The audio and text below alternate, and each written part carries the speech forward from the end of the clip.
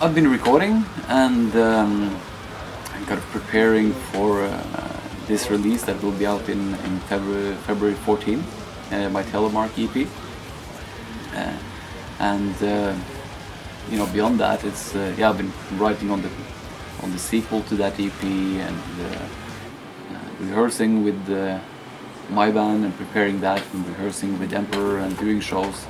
This is it's kind of a more of a continual loop of everything at the same time now, and this is a big difference from how it was when we started out, and how it was for many years. That these 2-year cycles are a thing now of the past. You release an album, or you write and record an album, then you release it, and then you tour, and then you start the cycle over.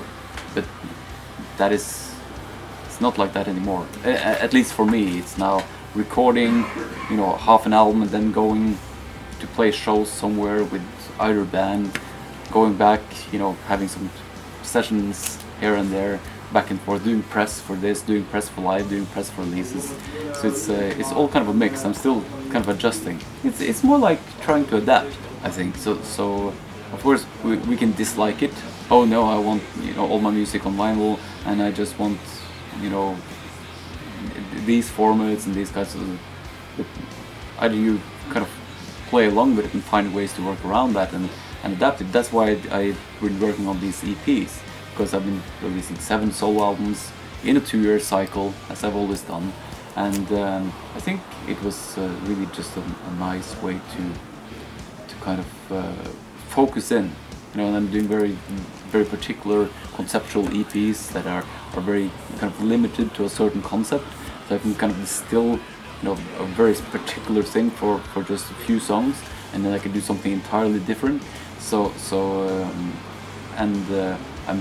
trying to connect this more directly to my live shows, instead of just doing an album and then playing regular live shows. I'd rather do specialized live shows, and just trying to, since everything is happening at the same time, I might as well conceptualize it and put it into one continuous thing, rather than keeping it random.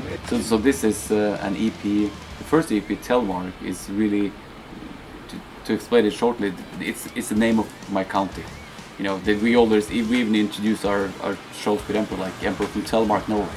It's kind of an identity thing, the cultural thing, and it's really, to me, this was really kind of a roots type project. So all the lyrics are in Norwegian. It's all based in Telemark.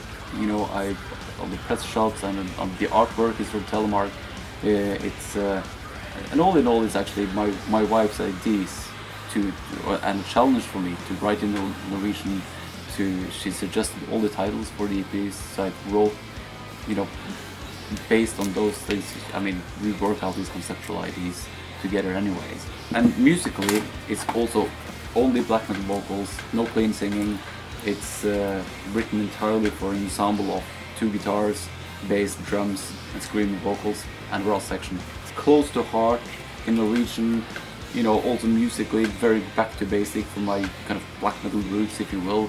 It's very bare bones. And even the title track are based on some kind of, it's still kind of black metal guitar riffs, but they have even a folkish element to them. It's like inspired by the Harding fiddle playing of my area and all that, which was interesting for me, because it's such a strong sound, and such a particular sound to it, and I think folk music for me personally, it's not a big influence. There are certain elements of it that has been with me for a long while, and within the kind of restrained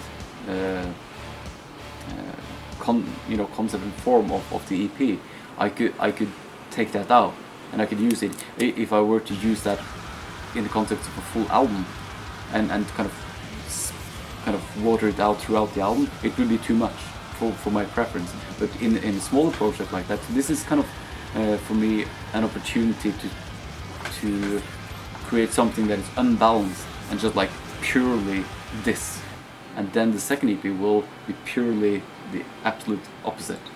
But within an album, the way I perceive albums, I want them to be balanced, because I want my albums to have the same ebb and flow as Iron Maiden albums. I mean, metal as the genre is often defined by the instrumentation, with the music, and then can be anything. I think this is kind of like a golden rule for some, more traditional pop music composers, going back to the Beatles or what have you. That a song, the essence of a song should work, still be able to work just with an acoustic guitar and a melody line, and then how you arrange it, the instruments you put to it, it kind of defines what the genre is. Of course, it's not that easy, and there are always elements, from all the genres of music that you could implement. I mean, you mentioned Amr before. It's definitely an inspiration from modern R&B hip hop in there, with using 808s and these like really deep bass synthesizers, all that. For me, just because it feels really, really powerful, and dark. And if you listen to even trip hop, or what's it called, grime, and I don't know what it, because I can't really emotionally relate to the aesthetics of it, right? And the kind of the cultural aspects of it necessarily, but I can relate to the sound, and some of this stuff sounds really dark, and even you know what I mean, this South music, and when it creates that atmosphere. But I felt that was a very messy answer. What I have said before is like black metal to me is not, in that sense, it's not. I've often said that it's not a set of instrumentation. It's an attitude. So that's why Old Battery and Diamanda Galas doing just kind of an improvised vocal performance can conjure up the same kind of black metal feeling in me. Both of them, even though it's so different, because it kind of still conjures up the same images and the same feelings.